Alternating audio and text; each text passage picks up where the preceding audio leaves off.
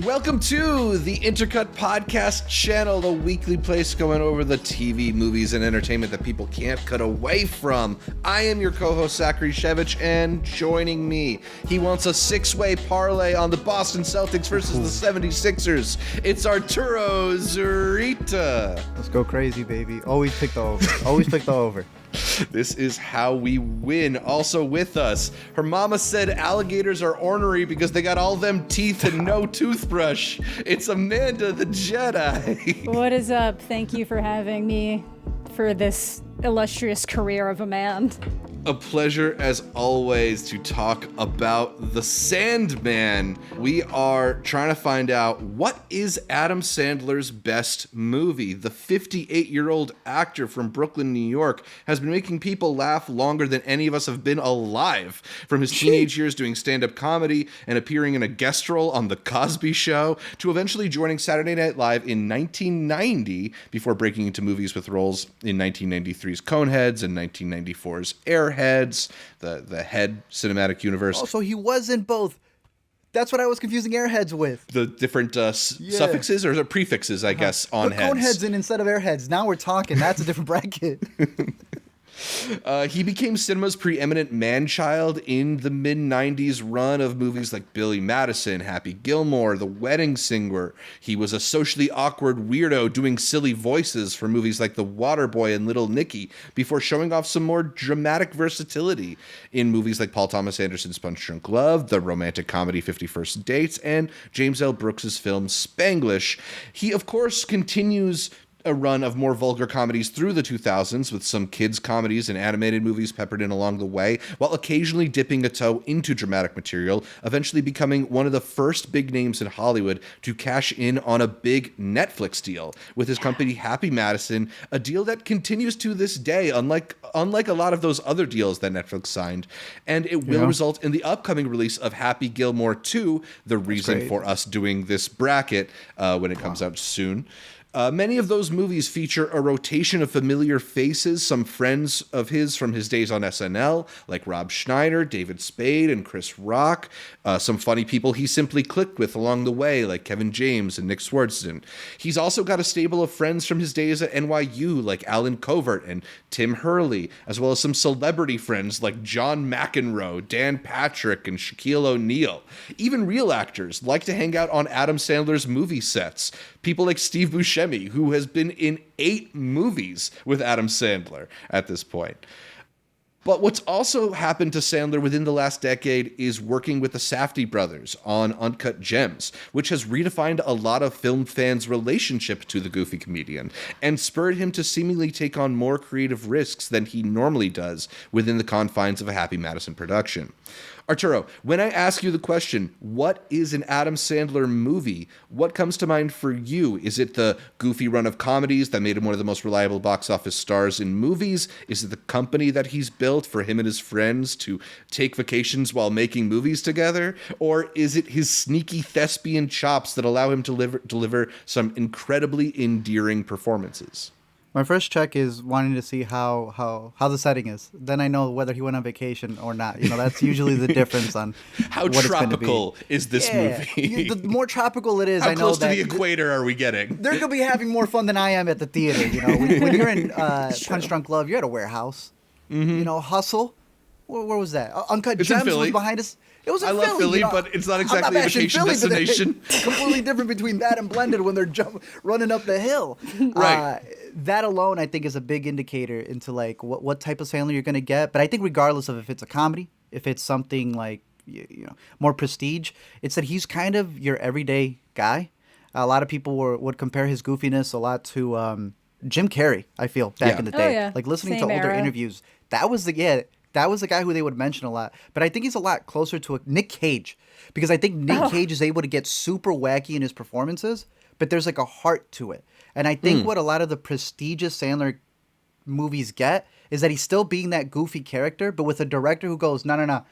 That anger that you have in all these other movies, that zaniness. What if we made a script where you were a real person? Because he is still insane in Uncut Gems. Yes. He is not a straight edge person in Punch Drunk Love. Like, these are still crazy performances. but they're honed in instead of it being a goofy plot where he's being trained with a guy with a wooden arm and the such. I always see that consistency is that he's your everyday guy who can be very outlandish, but there is, even in the madness, heart in there. It's a guy just trying to prove Are you saying the something. Canadian gem Jim Carrey doesn't have fucking heart? I'm saying once we do the Jim Carrey bracket, I have even more things to say because that's my guy. Don't even get it twisted. Okay. Don't get it twisted. No disrespect on Jim Carrey ever, but I didn't realize though how pitted they were back in the day. No, that makes perfect sense And to it me. makes sense, Like yeah, the yeah. 90s, that big comedy like that was huge, and they were two of the like biggest of the time, and then they both had their stints being given really serious movies. And like with directors who knew how to use them. Yeah. I also think there are people who were accused of making this kind of lowest common denominator material or lowering the intellectual quality of the mainstream comedy, but that they were sort of meeting the moment in different ways. And even though they have these reputations for making these very stupid movies, they're actually both quite artful guys in their own way and both really committed to the bit. And Nick Cage is a really, really interesting comparison that I hadn't thought of, because you think of some of his more outlandish kind of characters, the Waterboys, the Little Nickies, even his role in Uncut Gems. Those are all characters that Nick Cage could also probably find that level of intensity for. Absolutely. But no, he's good. But I think with Nick Cage, he doesn't always realize it's comedy. So I think that's the difference. Yeah, well, Sandler is very good at meeting the movie where it is, right? Yes. And bringing his friends Nick Cage along. does not. Nick Nick is Cage not. comes in with whatever he wants to do, and the movie morphs around it. What if this 1930s film was homaged in this movie? Yeah, sure, Nick. Go for it.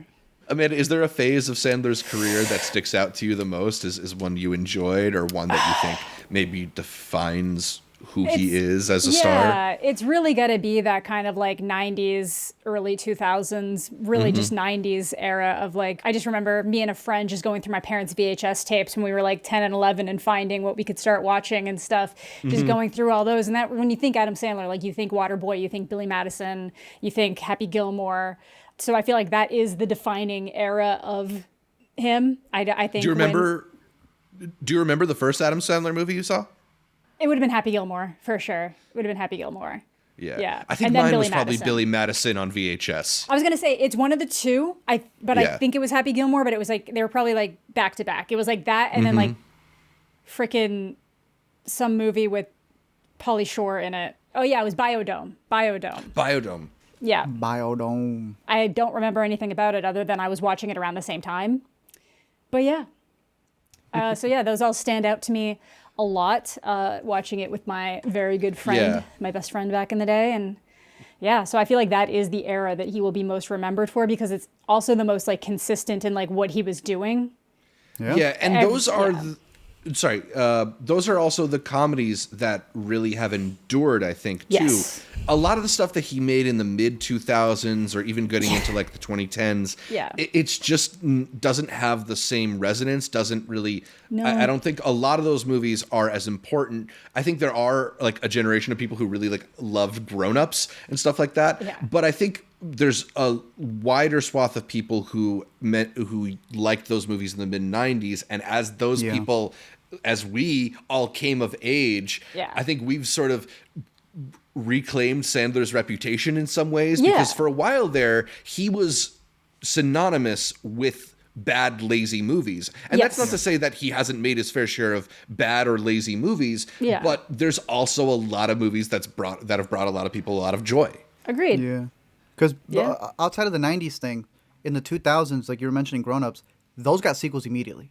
We're barely getting Billy Madison. So it's almost like he's going back to the treasure trove of like, all right, Hubie, Halloween, a lot of these that were over here. Are we getting a Billy Madison sequel? I thought it was... Sorry. Happy Gilmore. The Happy Gilmore sequel. We probably are we will getting at this both? point, though. But that, I feel like we're about to get a lot more stuff coming from the 90s just because we're in that 90s recycling era right now. And it also just in shows general. like a shift. Like the 2000s was clearly when it was like, oh, this thing did well, rather than like, let's see what else we can do with this creative team. It's let's spit out a sequel. I guess the 90s just weren't. Definitely, just the get another 90s one just out. weren't about that as much, I guess. unless it Let's needed hope they don't ruin it though. Like Yeah. I feel like we're wrapping up the Beverly Hills Cop getting a reboot and everything else from the 80s, and now we're fully in that 90s era of rebooting a lot of the stuff. Look, if we had a remake one, I would love to see how they're doing in 50 First Dates. Give me a 52nd. That's a great one. That's a classic. That's If, one of his if best. we were gonna do them, please give me that. I don't need Murder Mystery 3 or Hotel Transylvania 9. But give me that's some what of I the other mean, ones. though. Why wouldn't you make those? Because it's like Netflix just gives you a blank check to go to a tropical location and make movies with your friends. Well, he's made original actual crap. Like I guess that's the reason. And they don't have the rights to these other ones. But if he could finagle it, that would be awesome. It would be.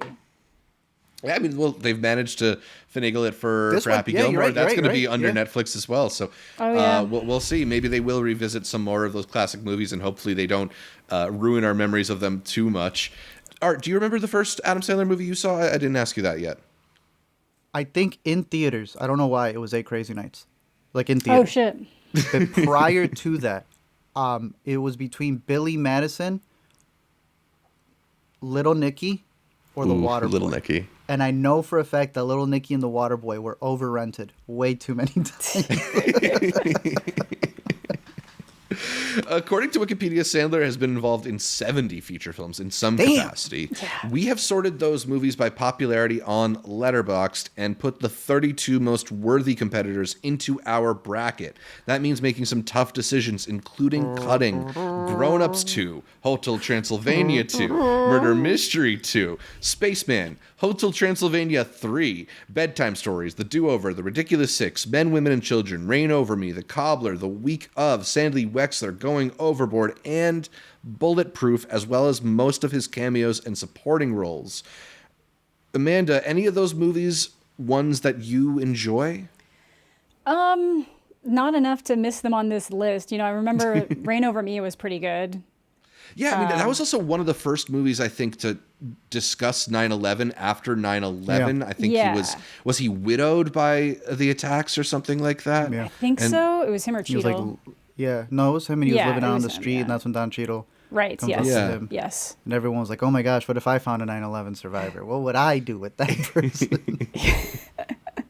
But it's almost like Punch Drunk Love, a half attempt at serious. Uncut Gems, Spaceman, half attempt at serious. It's like he's got those like midway points before he gets ready for the next big one. Yeah. That don't make the biggest of splashes, but I didn't think it was a bad performance from him in that one. Yeah, no, I mean, it's interesting to see him try and use his features in a way that you don't expect, right? Because, like, he's always got this sort of, like, what's going on with this guy kind of energy to him. And when that what's going on is, like, holding on to intense grief related from a mass casualty event, like, it's compelling. That'll do it. Although, I remember the drama being, like, a little bit stifled in Reign Over Me, even though I do... like that movie. I kind of liked Spaceman as well. Not like the best contemplative sci-fi, but yeah, it's interesting.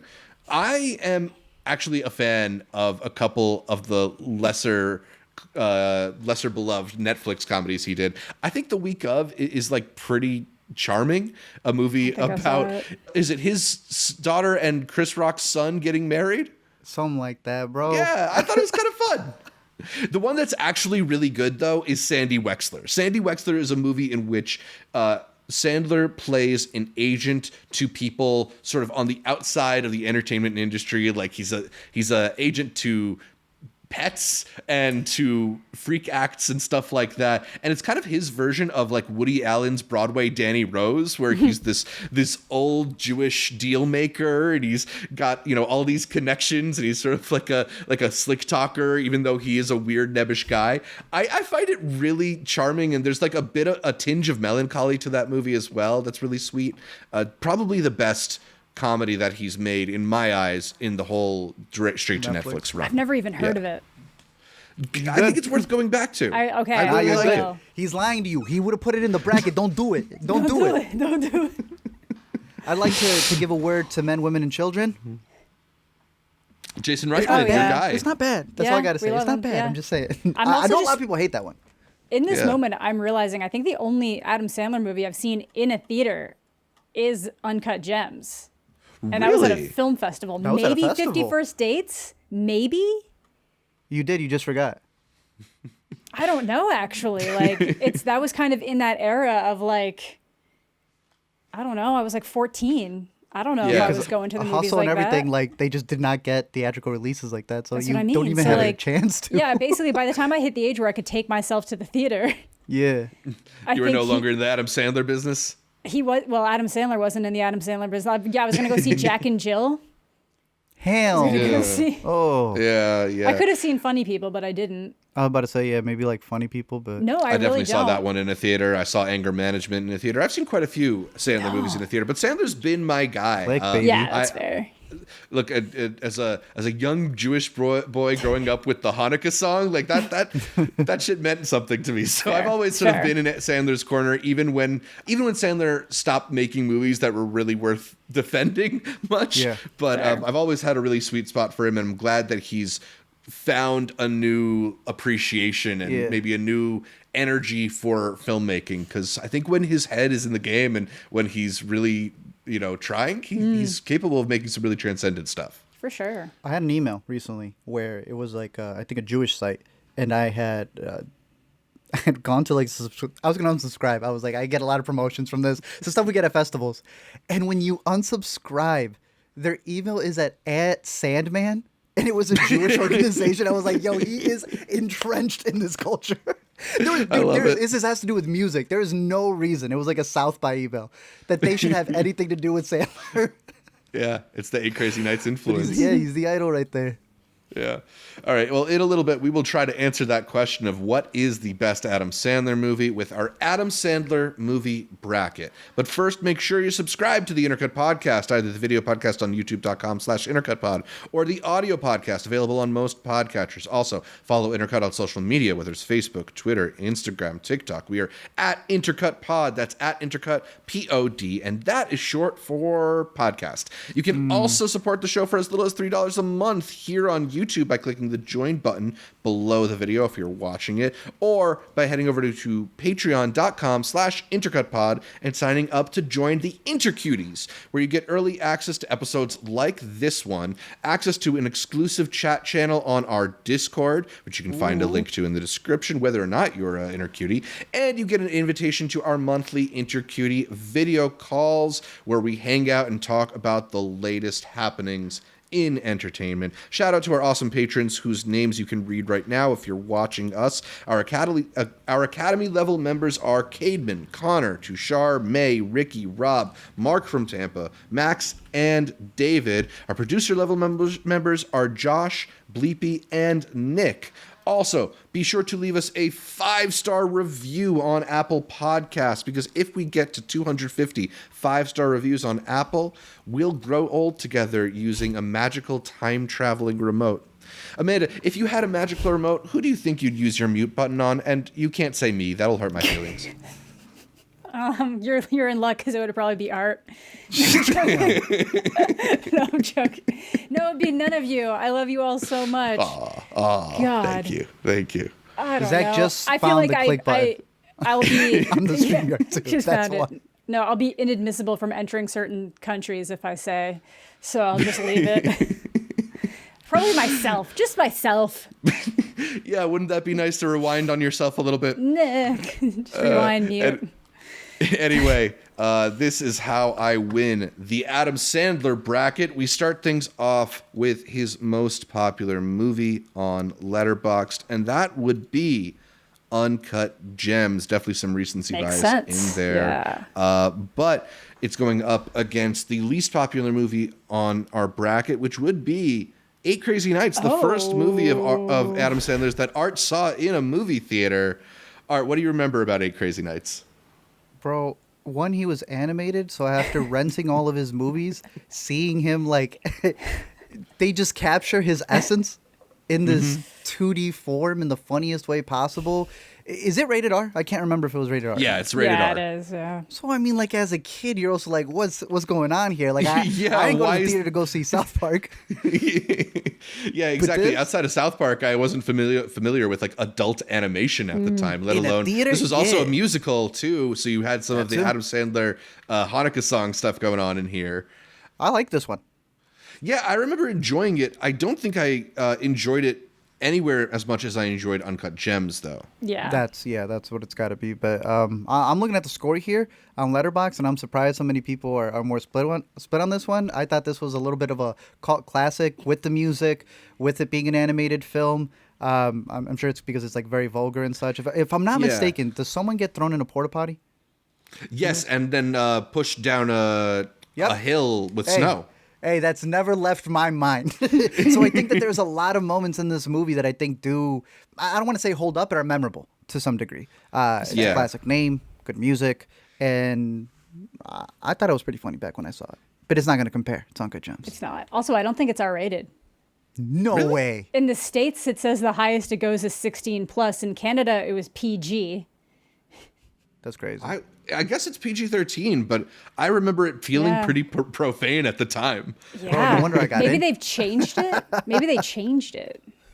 They should change it. You know, it was a different time back then. It was. Yeah. No, but they used to, I feel like we used to our- got away with more back then. Maybe to our preteen brains, it felt very naughty, and so we remember it must have been R. But yeah, Absolutely. I guess it was No, PG-13. that makes sense. It played on like YTV here, which is our Nickelodeon, basically. So that tracks.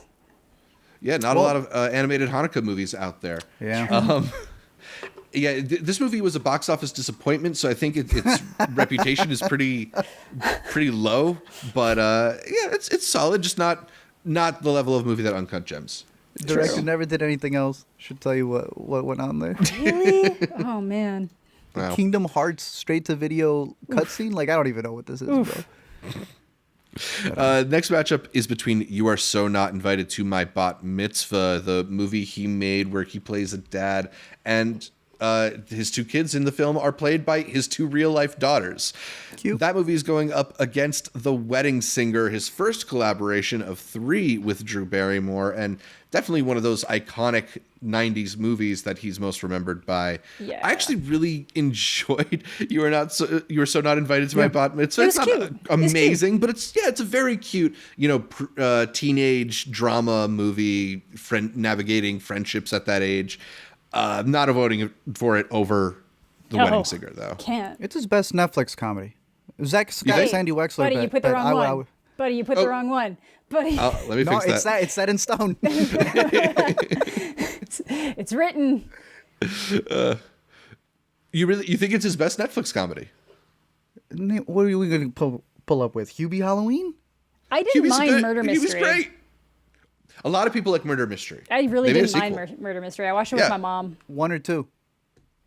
I haven't seen 2. But- Not even out Wrong. yet. It's still Bat Mitzvah. Bat Mitzvah's way funnier. But Mitzvah's cute. It's very cute.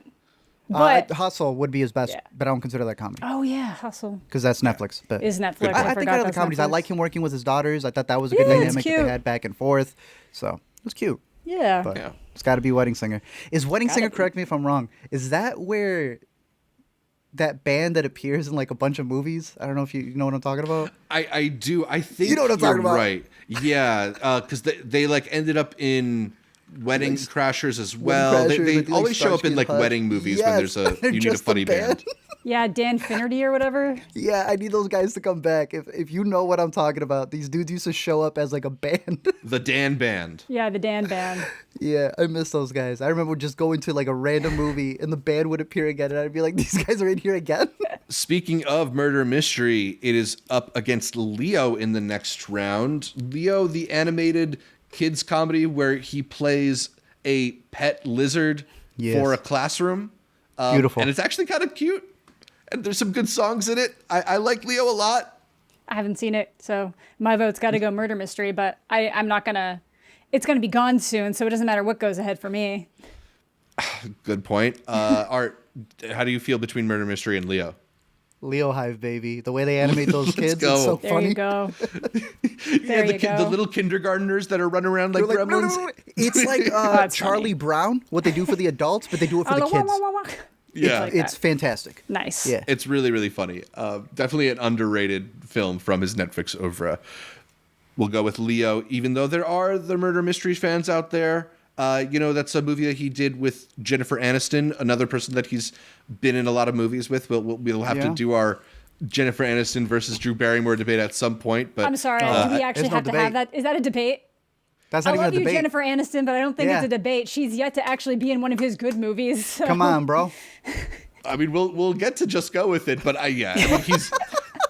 Just I guess go Drew, with it. Drew Barrymore is definitely like his classic on-screen partner. I'm sorry, I you guess- can make an yeah. argument that 50 First Dates is one of the best movies he's ever been in, so you've No, got right. to Say that. automatically, like, I wasn't come even on. going to count The Wedding Singer. No backups. Just 50 First Dates against their other three, bro. Yeah, that's what I mean. Like, Come on. Yeah, anyway, we'll continue on. We'll pretend it's a debate. Ooh, who's Yeah. it going to be? Who's it going to be? Yeah, we'll find out. The next matchup is Anger Management versus Hustle. There are a lot of movies with Adam Sandler, but not a lot of movies in which Adam Sandler sings the falsetto part of I Feel Pretty opposite Jack Nicholson, which should count for a lot.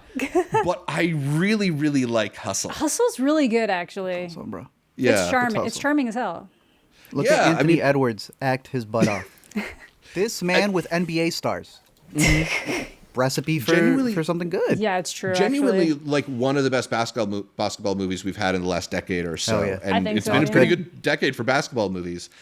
I'm I tempted saw to Hustle go in theaters, so that should tell you how good it is. Yeah. Right, I did too. Yeah. So I'm tempted to go Hustle here. I go Hustle. Yeah, like I Give in. really enjoyed Anger Man. Like I think when I was 13, 14, I Yeah. probably would have said Anger Management was one of my favorite movies. Yeah. It just doesn't. I think it's one of the ones that holds up the least. You're right. You're You definitely know? right on that. Yeah. you remember Analyze This and Analyze That? Yeah, I Yes. do. I used to confuse it with this movie as well. The But this funny is therapist movies. Yeah. Yeah, right. But this is the one where Jack Nicholson's got that meme where he says yes, yes, and it like Yes. zooms in on him. If I'm not Yes, mistaken. the nodding head meme. Yeah. So it's got mileage on a lot of visuals. Yeah, of course. and scenes Yeah. in there. So shout out Anger Me and Management. my friends but- were saying goose fra ba for years after that movie. So True. Shout out Anger Management. Click versus I Now Pronounce You, Chuck and Larry. One thing that I've noticed in going through a lot of the early Adam Sandler films is they're actually like a lot more inclusive and progressive than you might think, given how vulgar and broy a lot of you his go. material is. Yeah. There is like a embrace of gay relationships very early on in his comedies. And yet, I Now Pronounce You, Chuck and Larry exists. Art, I know The this is weirdest probably a part pretty... is I liked it. Yeah. I liked it when this movie came out. I don't know if that's self-inflicted, if that's internalized homophobia, but I liked this one. Art, I know you probably enjoyed this at least to a bit because it's a pretty important movie in the career of Jessica Biel's. Yes, it is. Particularly Jessica Biel's looking hot on screen. I know the theater. I know the seat I was in for this one, Zach. I Now Pronounce You, Chuck and Larry was probably one of my favorite comedies of that point in time, and it was Yeah. the perfect excuse to keep going back to go see Jessica Biel because I like the comedy. Of course. Look, I think they still work because I Now Pronounce You, Chuck and Larry was kind of showcasing to you that the medical benefits, were they like firefighters for these first responders, Yeah, was it's so bad. It was on the floor, bro, that they had to marry each other. It's practically like an immigration story. People just coming Yeah. together to be able to stay here. And well, And look, this is you a know, post they got- 9/11 story looking at first responders. I Now Pronounce You, Chuck and Larry, reign over me. That's what we're talking about, right?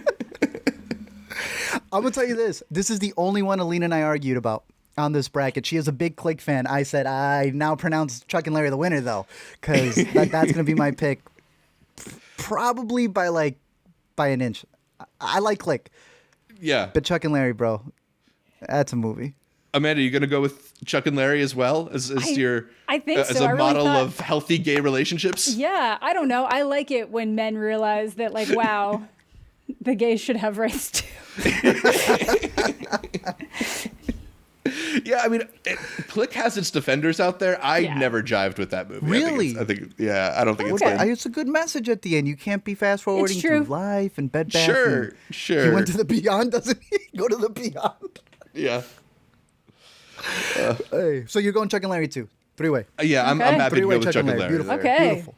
You know what it reminds me of? You remember The Ringer The movie with Johnny Knoxville? with special ed kids? Yeah. It's same thing. You think he's like making fun of him, and he 100% is. But that that helped the community a lot.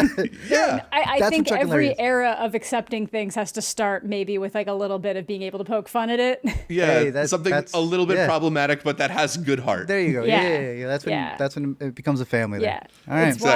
It's why Seinfeld's okay and Friends got the shaft for some of how they handled all that, you know? Exactly. Not that there's anything wrong with that, you know, like classic.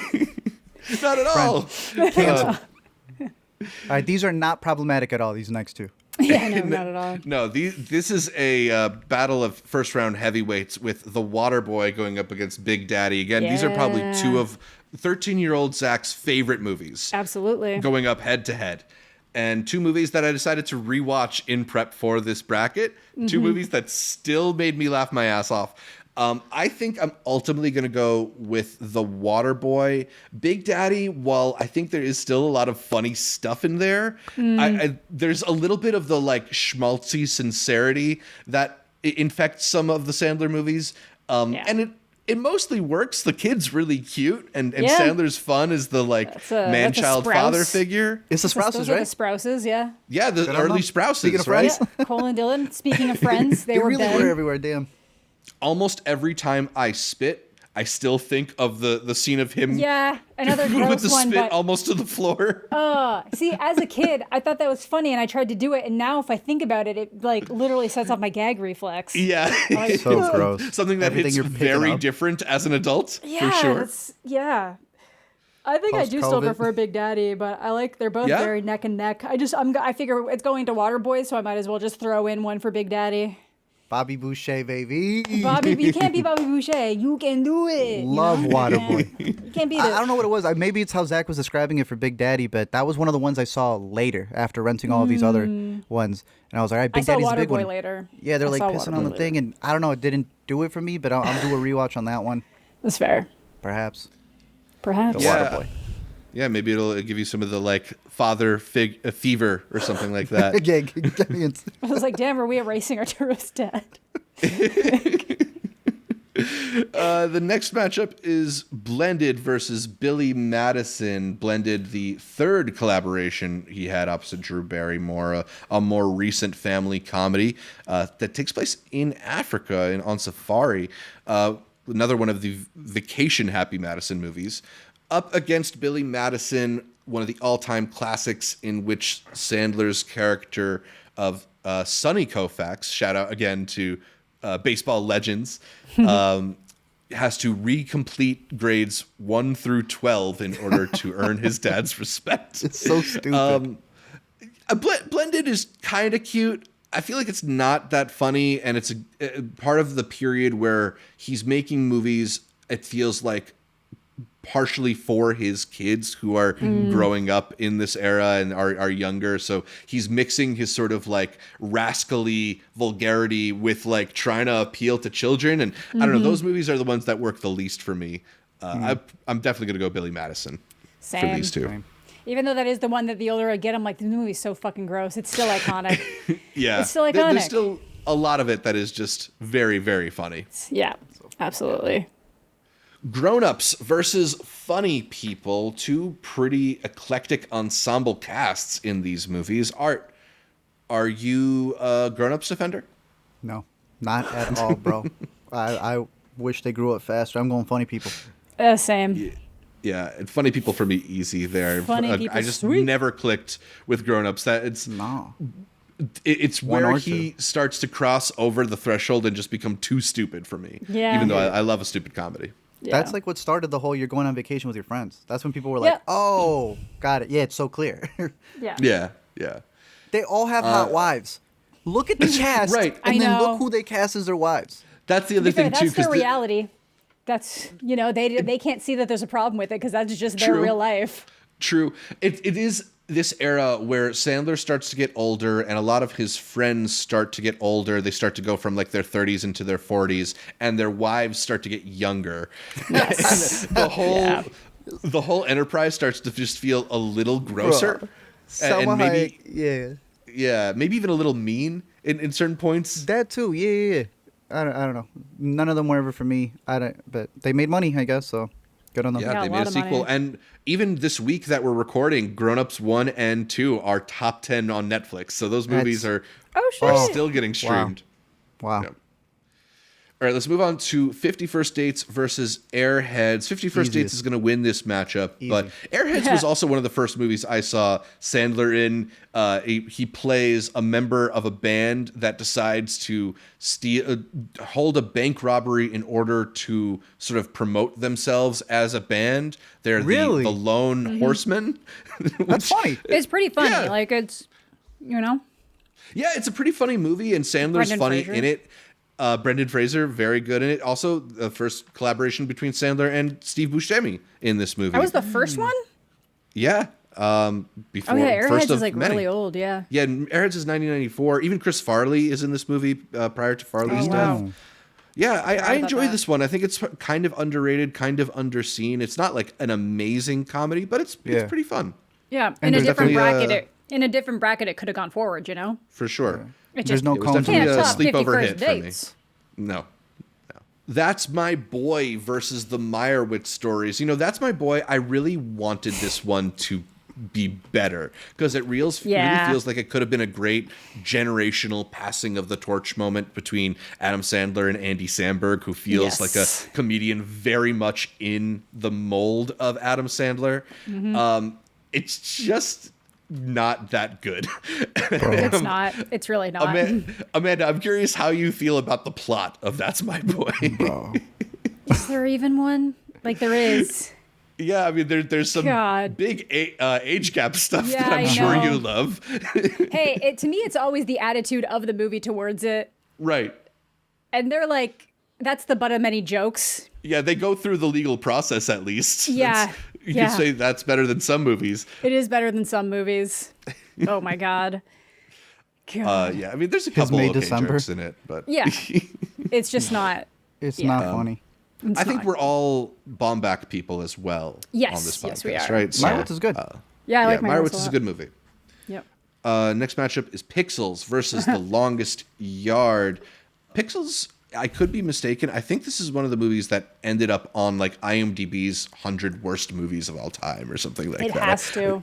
Yeah, Pixels I don't is think. known for Universal being so stupid. They copyright their own trailer when they uploaded it. Right. I'll never forget that. They're so dumb. Yeah, it's just like it's a movie that's trying way too hard to be in on trends, but doesn't understand them. Yeah. And yeah, I don't know. It just doesn't work.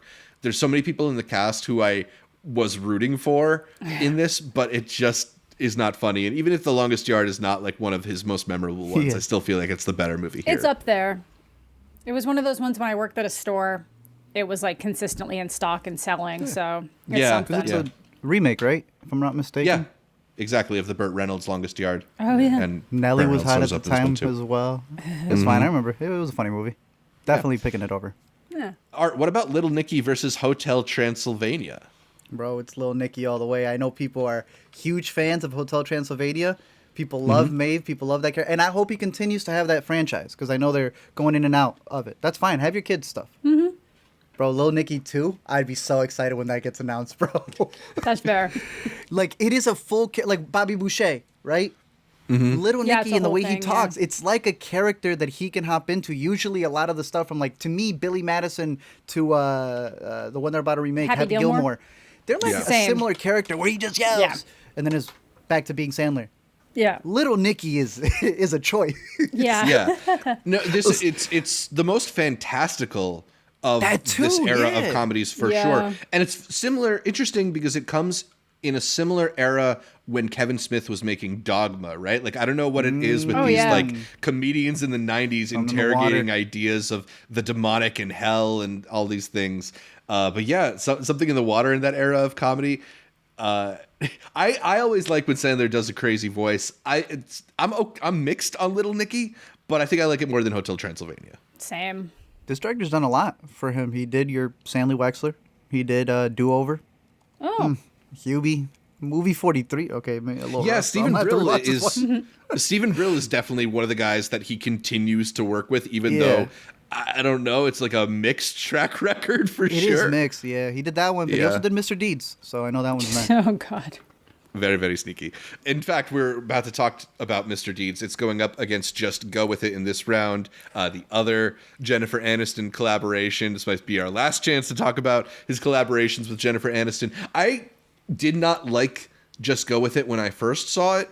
And I think I rewatched it a year or two ago and actually thought there was a lot to enjoy in it.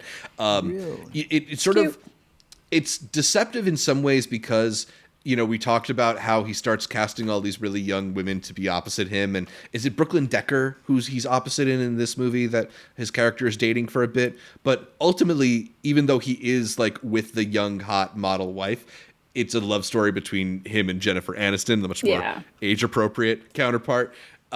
I don't know. Nicole Kidman shows up and does a bunch of really silly stuff in this movie with Dave Matthews, of all people. I totally forgot about that. Yeah. But I still think Mr. Deeds is funnier. Going with the Hawaiian Punch. I just realized Griffin Gluck was Water Jennifer fountain. Aniston's kid in this. Oh, Damn. Boy goes back. He does. He's an Good for infant? him. Sheesh. Art, you're going to just go with it? Hell no, I'm going with Mr. Deeds, bro. He's got the Hawaiian Punch fruit. Right. The water Just fountain Go with With Hawaiian It. Punch. Is like the only one that if I had to put Just Go With It up against Blended, it's the only time Jennifer Aniston would win Might. in the Drew might, Barrymore scale of things. But Fair. yeah, we got to go Mr. Deeds. Jack and Jill versus Happy Gilmore. I know This one's so hard. there's a whole swath of people that have reclaimed Dunkachino and Al Pacino's role in this movie, but I'm not one of them. I'm going Happy Gilmore. Yeah, of course. It's got to be Happy Gilmore. Hubie Halloween versus You Don't Mess with the Zohan. Art, did you see Hubie Halloween? I saw Hubie Halloween back in the day. I do not care for Hubie Halloween. I despise Hubie Halloween. Ooh. This was one of the early ones that he was doing with Netflix. And if you look at that cast, you're going to be like, wait, is this a YouTube collaboration? It's when he tapped into this idea of being able to like get a lot of other people. Medea then takes it even further in the follow-up. I do not care for Hubie Halloween. I'm sure Zohan is problematic. But it was funny when I saw this one in a drive-in theater. Okay. Oh, yeah? And he's like, what, an espionage? He's like coming in. Yeah, and I he's think an it becomes- Israeli super soldier. Right. And it Right. becomes a whole debate over here. When I Yeah. think he's going up against another salon or something like that. And let's just say they're not all Israeli. So within that, there's some clash that happens between the two of them. It's not going to make it far. But between these two, I'm going Zohan off of Emmanuel. What was her last name? Emmanuel. Was she in a... Oh, you're Entourage? talking about Emmanuel Cherkry or Trikri, Yeah, who was her, in her. Entourage. Yeah, her. For her Yeah. alone. I mean, she Give it the did action. look very good, and You Don't Mess with the Zohan. I don't know. I kind of neither of these movies are my favorites, but there are things in No. both of them that make me laugh. I do think Hubie Halloween is kind of funny. The whole like vomit cannon while he's riding the bicycle. It's dumb, but it gets me. I will go with You Don't Mess with the Zohan. Just Damn. because I feel like it's those older comedies are probably a better generally than the Netflix ones. I wanted to That's fair. rewatch Zohan before we did this bracket, and I just didn't have the time for it. So maybe I'll do that and really regret this decision. Yeah, we're going to rewatch Hubie Halloween and Zohan and be like, what were we thinking? Underrated. Really gotta say. Last matchup in the first round is Punch Drunk Love versus Spanglish. Spanglish is the last movie we got from James L. Brooks. He will be back later this year with Ella McKay. But yeah, that movie did not really work that well. No. And it's a shame because, I mean, James L. Brooks is one of our great filmmakers, and it was Sandler sort of dipping a toe back into the dramatic stuff after Punch Drunk Love. But I think this one really just did not work. You don't like it? I mean, it's been a while since I saw it, but I remember it feeling like a little listless and a little bit melodramatic. I didn't mind it. It didn't like overdo it for me, but I knew a lot of people who did like this. I know a lot of people who owned a DVD copy of this one. Really? So like maybe it's just the Spanish people around me like the Maybe. Spanglish side of it. Yeah. So I think it had a lot of pull in that respect. it never. I think it's exactly rated what it's supposed to be.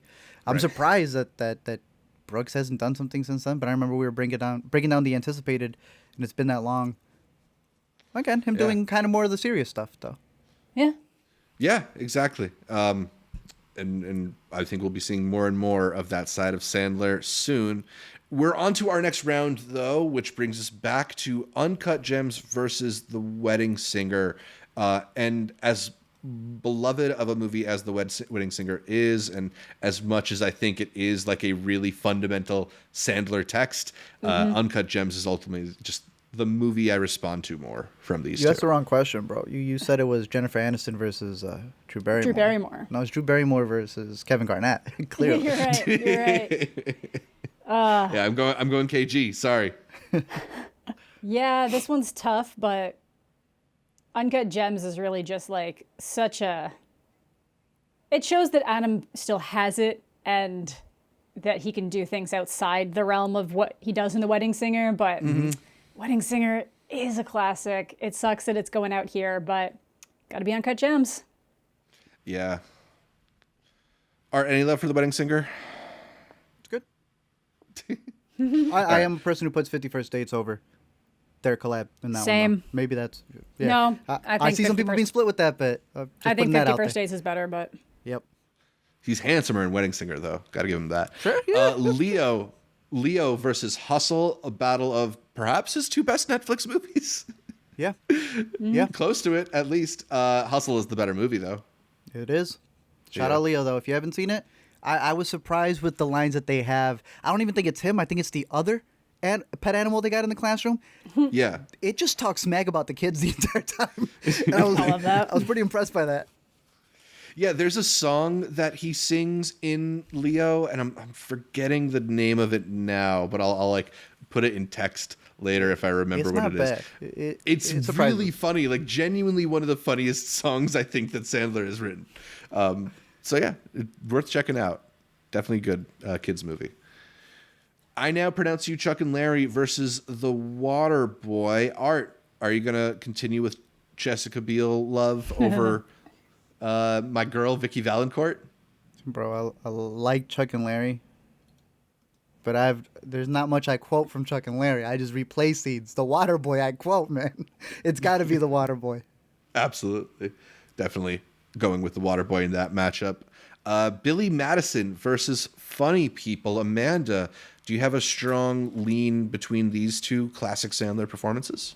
It's really tough because like Funny People gets really deep and kind of like reckoning with yourself, but then you get everything that he's done after that movie, and it feels like maybe, I don't know, but then Billy Madison is like the prototype for him being able to have the emotions he has in Funny People. Right. So it's so hard to pick. Honestly, it's really hard to pick between the two. I feel like for an Adam Sandler bracket, you probably have to give it to Billy Madison, but it's tough because I think I'd probably like, if I had to hold on to a movie, I would probably hold on to Funny People.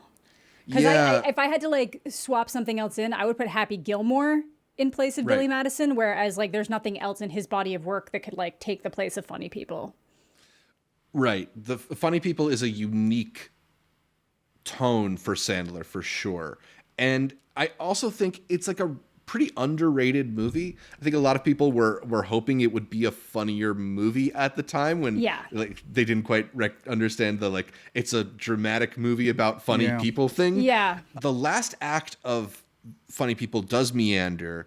I don't know if it ends on a really climactic note that brings everything together in a way you'd like. That's fair. I still have a really warm spot for that movie. I think it's really a unique piece of existential comedy.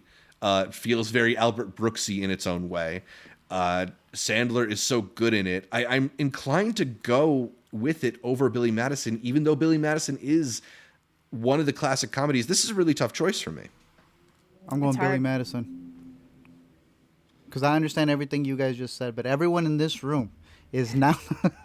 It's dumber for having your I award you no points.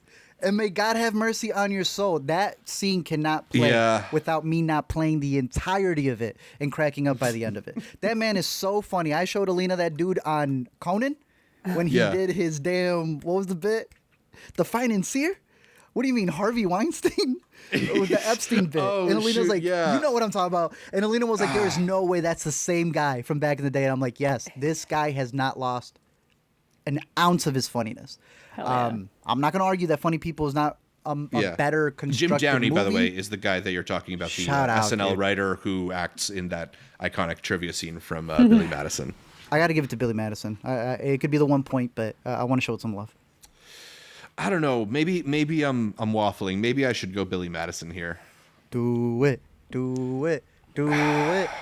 I'm consistently trying to put more respect on Funny People's name, but I don't know. I know you like Funny People. I decided to rewatch Billy Madison. I did not decide to rewatch Funny People for this bracket. Let's for go. a reason. It is an iconic comedy. Oh, I have like no complaints. That could have gone either way, and I'd be fine with it. Yeah. Same People with would me. be- I mean, People are less mad this way, so it's probably a good one to. yeah. I'm always down for less people yelling at me. That's for sure. Yeah. 50 First Dates versus the Meyerowitz Stories. I really think that Noah Baumbach film Meyerowitz Stories is quite underrated. I think it's I a agree. really like interesting, textured drama about these aging siblings dealing with complicated past traumas. I really love seeing Sandler in this type of role in particular, where he's almost like really reserved and mumbly. Like we're so used to him going big and yelling or playing a wacky character, and this is such an internal performance for him. One of my favorite Sandler performances for sure. I'm still going 50 First Dates. Same. I was going to be 50 like, First but Dates. it's not 50 First Dates. But it's not Yeah. 50 First Dates. 50 First Dates is a movie that's always going to be playing on television, and you're always going to watch it every time. Yep.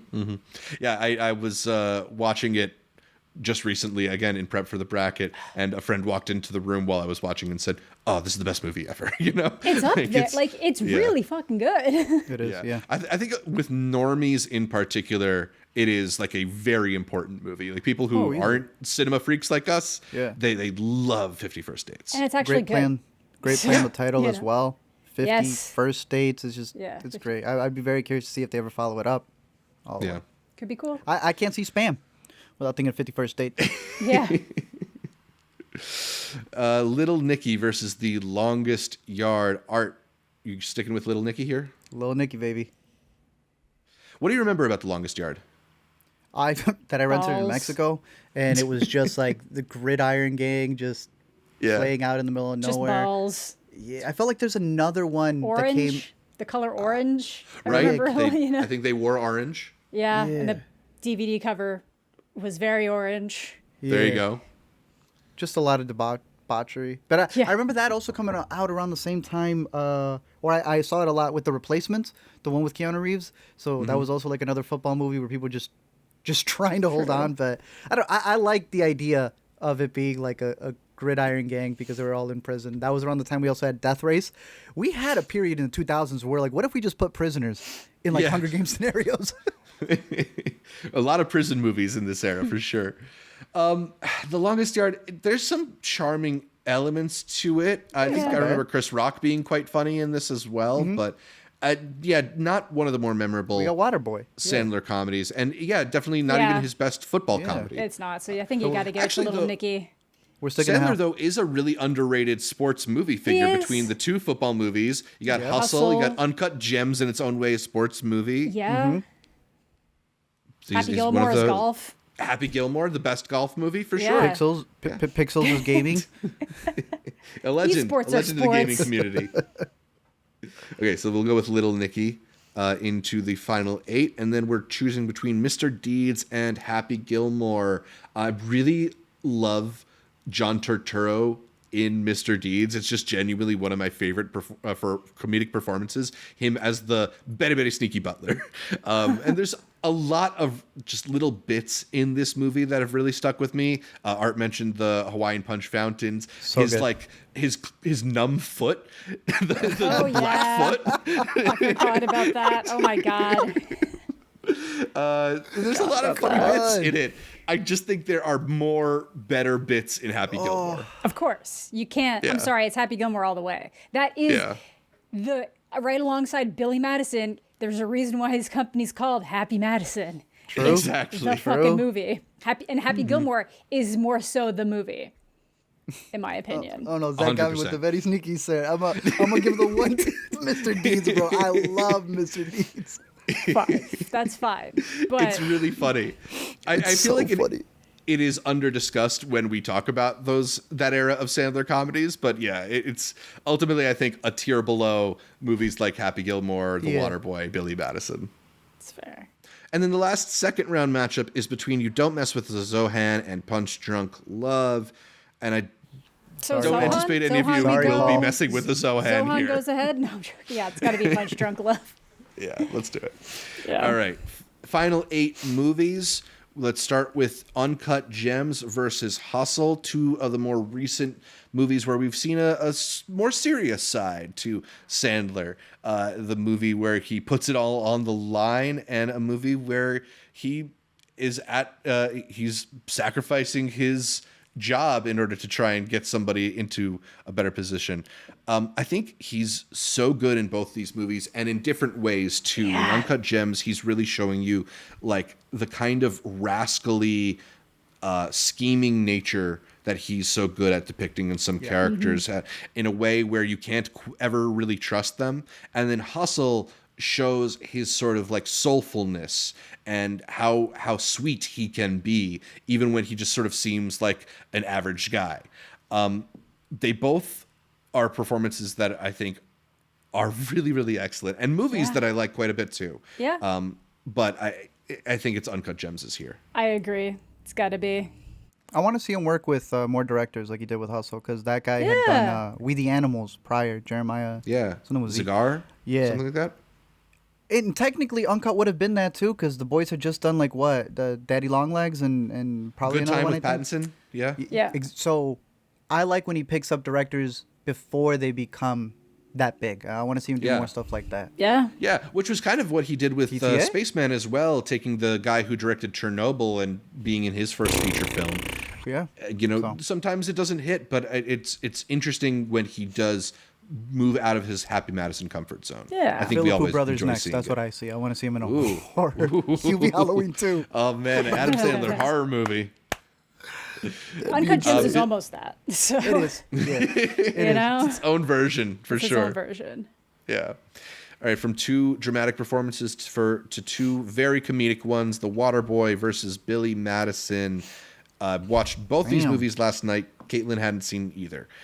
And while I think Billy Madison has some of the more iconic bits, I just think Waterboy is sillier and makes me laugh more. It speaks more to a really inner child part of me. There's so much just ridiculous slapstick, people jumping over people to make ridiculous tackles and wrestling power moves and poking each other in the eye.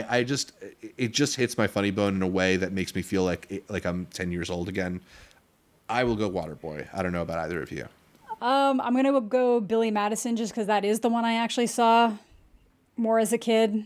Mm-hmm. I have more fun memories of it, I guess. So I'll throw in the Billy Madison. I like both of these. It's tough. It's these two Yeah. and Happy Gilmore are all kind of like this. It's like a 3-piece unit of like similar comedy. Yeah. Billy Madison has the better scene. But Okay. outside of that, Billy Madison's the devil. I'm going the Waterboy. Going with the foosball. Okay. Neither of those are beating Uncut, but it's so Exactly, funny. so- What's funnier, Uncut versus Billy or Uncut versus Waterboy?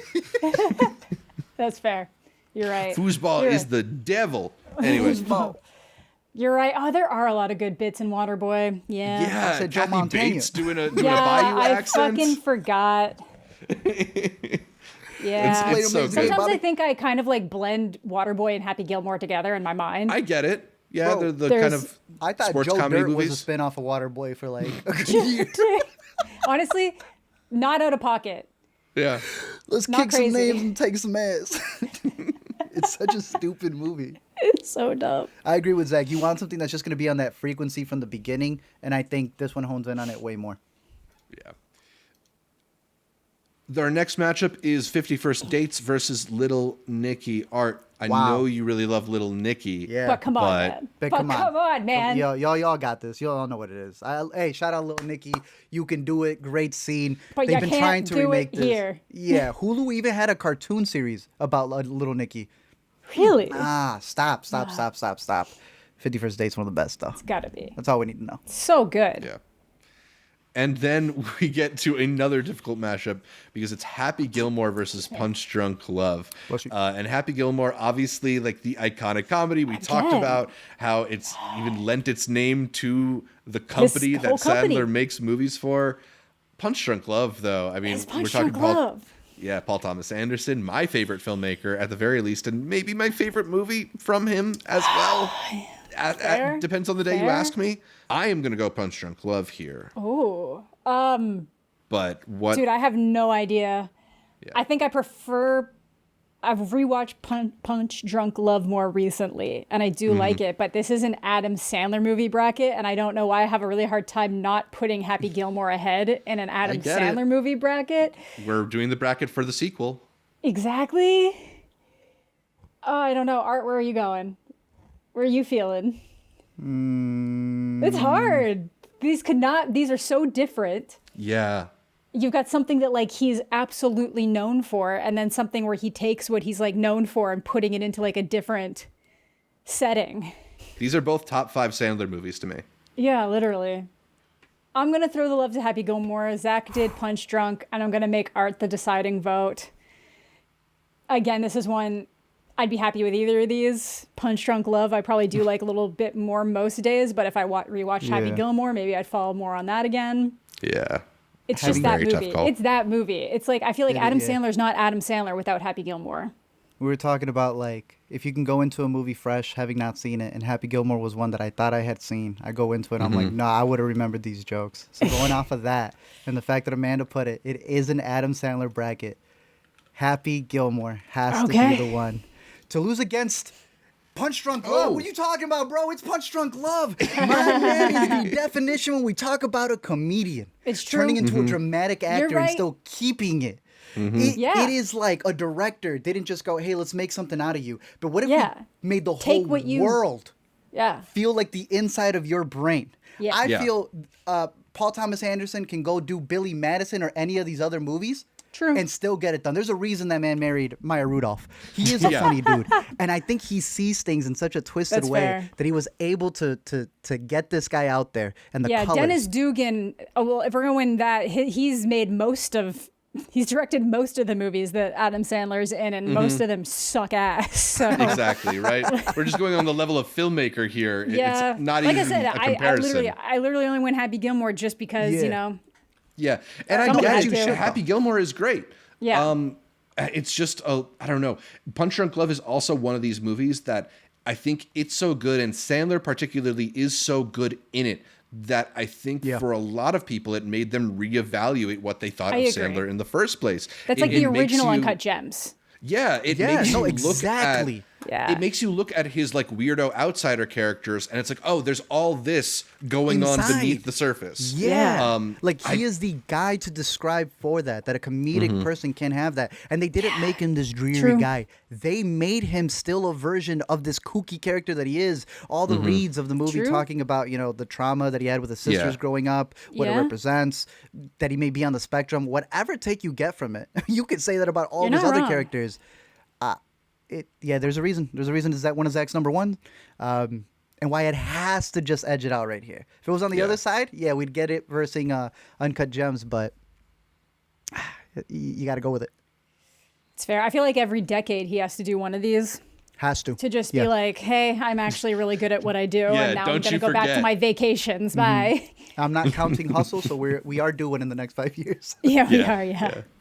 Hey, we're getting another Baumbach collaboration later this year. He is supporting opposite George Clooney in Jay Kelly. So maybe we'll be getting Adam Sandler Oscar nominee sooner than we expect. I hope so. We'll see. We are on to the final 4 movies in our Adam Sandler bracket, and they are 4 incredible ones that I'm pretty satisfied with as our final four. We got Uncut Gems up against The Waterboy, and we've got 50 First Dates going against Punch Drunk Love. I'm so proud It's of a great Bobby final Boucher. four. It's a great final I'm so four. proud of Bobby Boucher. He can do it. He really But can you do really it. can do it. And in fact, I'm going to go with The Waterboy over Shut Uncut up. Gems. As Shut much as up. I love Uncut Gems, I just think it's so silly and funny. It's fair. It represents what Sandler does so well that he can make you care so much about this, like, possibly on the spectrum, weird-voiced They're all on the Louisiana loser. It's just a really incredible movie, and anytime way. I drink No. Gatorade, I'm singing in my head, "Water sucks. It really, really sucks." I don't know, man. For all the same reasons you picked Punch Drunk Love, I got to go with Uncut Gems because That is everything you fair. said about Waterboy applies to Happy Gilmore. So Yes. I'm going Uncut Gems personally. I'm going Uncut Gems too. Zach, where did this come from? You know that line they say, you gonna open up a can of whoop ass? You open up the whole case of whoop ass. Again, you know. Wow. I just can't see Waterboy going to final two and Happy Gilmore not in the bracket anymore. It's Even just I, who picked Waterboy, am going, whoa. Whoa, too far. Coach, not only will I do it for you, yes, I will do it for you. Hey, you're not wrong. It is great, and that's why it's in the final four. That's why he's in the final it's four. gotta be we gotta Uncut bench it, Gems. Zach. Get it out. It's out. Oh man. Okay. Well, I made my case for The Made Waterboy. your I'm case. happy with Uncut Gems getting into the finals. We have to decide if it's going up against 50 First Made it Dates to the or 40. Punch Drunk Love. I think I've made my case clear. I am going with Punch Drunk Love. I think I'm going 50 First Dates. I just Yo. can't help it. It makes me so happy. Like, again, Punch Drunk Love, fantastic movie. It's so fucking good. Again, potentially one of PTA's best. But 50 First Dates is like, when I think Adam Sandler, like that is another one that I just instantly think of. I think it's firing on all cylinders. It is just delightful, but it's also like deep and emotional, but it's super funny. I A feel little like bit melancholic. a little really melancholic. A great premise for a romantic comedy. It's This such whole a good idea premise of for a the romantic short-term comedy. memory loss. It is a And great it proved movie. that he could be like more like a serious rom-com contender. Yeah. Like he's goofy as hell, but it's like it's doing that thing that so many rom-coms tried to do where you had like a more serious tone that ended up getting really boring and did it like in the best way possible. I get it. Punch Drunk Love is Punch Drunk Love. I'm not going to be unhappy if it goes forward, but I just have to throw that love to 50. Again, 50. Sometimes I have to be in the mood for Punch Drunk Love. There's never not going to be a time that 50 First Dates come on and I'm not going to be like, okay, let's gear in. All right. We've made our cases. Art, you're the deciding vote. Amanda, would you put 50 First Dates over Uncut Gems? For personal enjoyment, probably. Would you put Punch Drunk Love over Uncut Gems? On par. Say like That's in my- 10 seconds you had a vote. I feel like Uncut Gems is taking this. But actually, maybe not. If Punch Drunk Loves goes forward, Zach would definitely vote that. Mm-hmm. But if 50 First Dates went forward, it would probably... I really don't know. Like, I feel like we're kind of deciding on who's winning. If Punch Drunk Love goes ahead right now, it probably takes everything. If 50 First Dates goes ahead right now, Uncut Gems takes everything.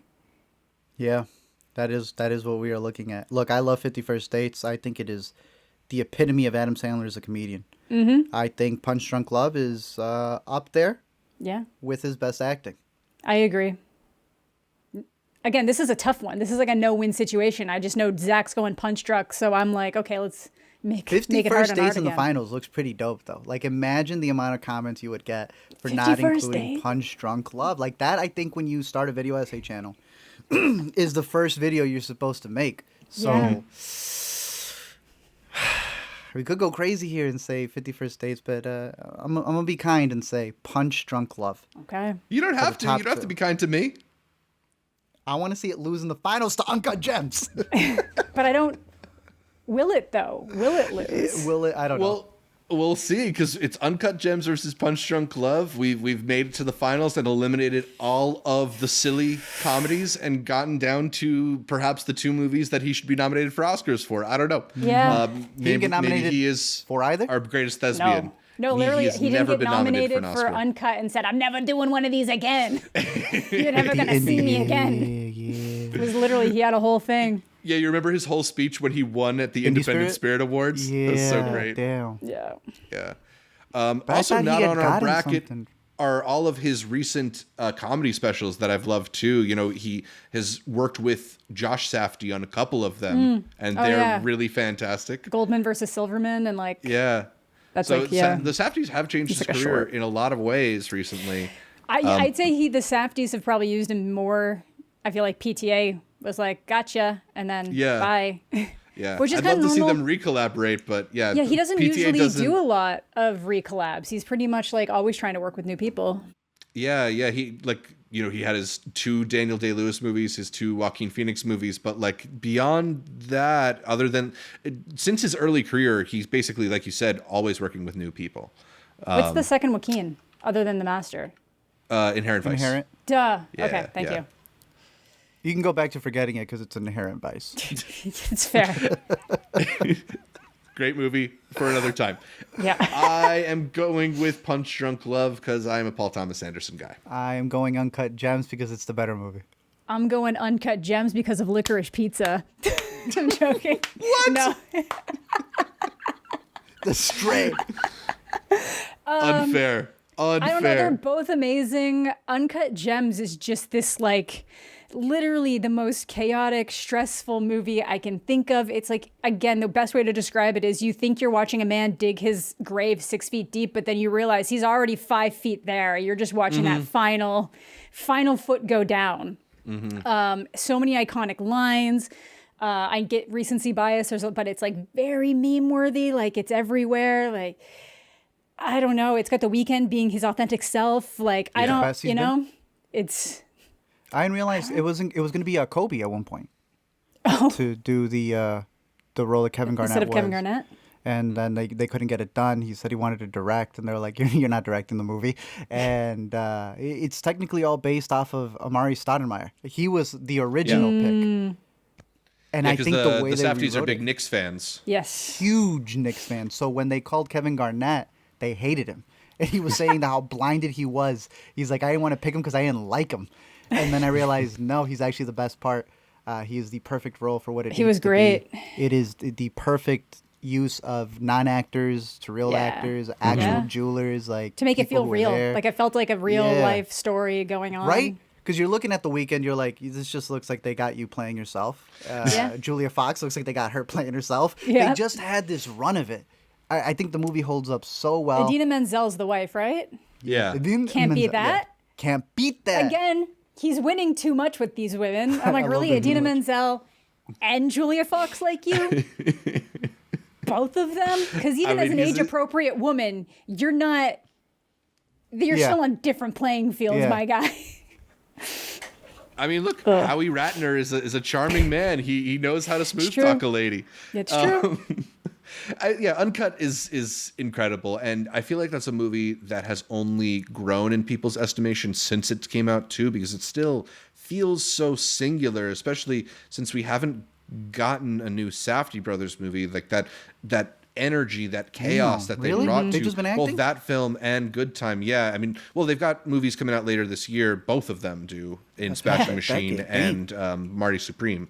But I think it just feels like such a moment, and so few movies feel like they've matched that level of Easily, yeah. intensity since then, that it really just does stand the test of time, and it feels like one of the most modern classics we've got, especially with Sandler. So Yeah, for sure. I'm very happy for Uncut Gems to win this bracket, even if it's not winning my personal Adam Sandler bracket. I got my top 5 here. I don't know if either of you have a top 5 Adam Sandler movies ready. I'll go with mine and give you Cool. both a second to think about it at least. For me, I think number 5 is Funny People. I've always just really connected to the sort of existential anxiety of that movie.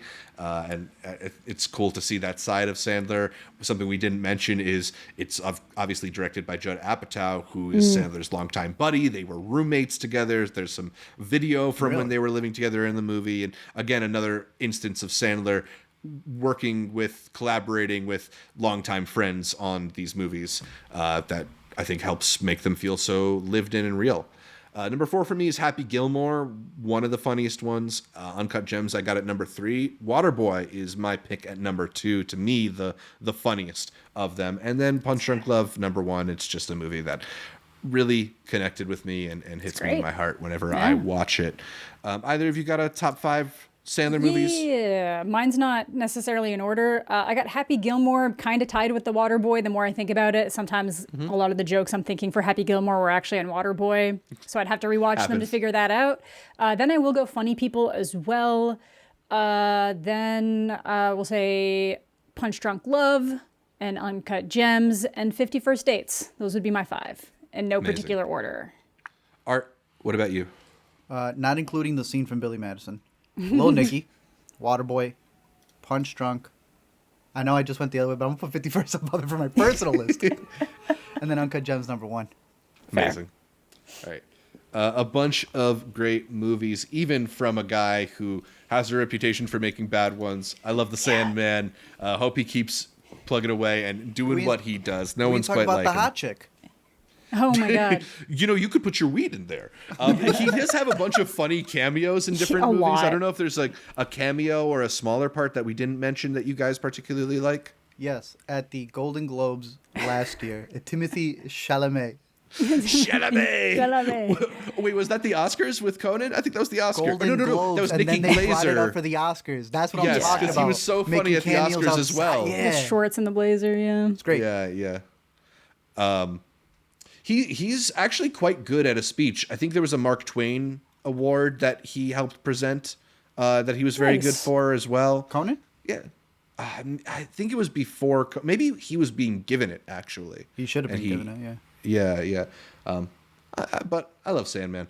Anyway, I think that just about does it for our Adam Sandler bracket until we get a chance to see Happy Gilmore 2.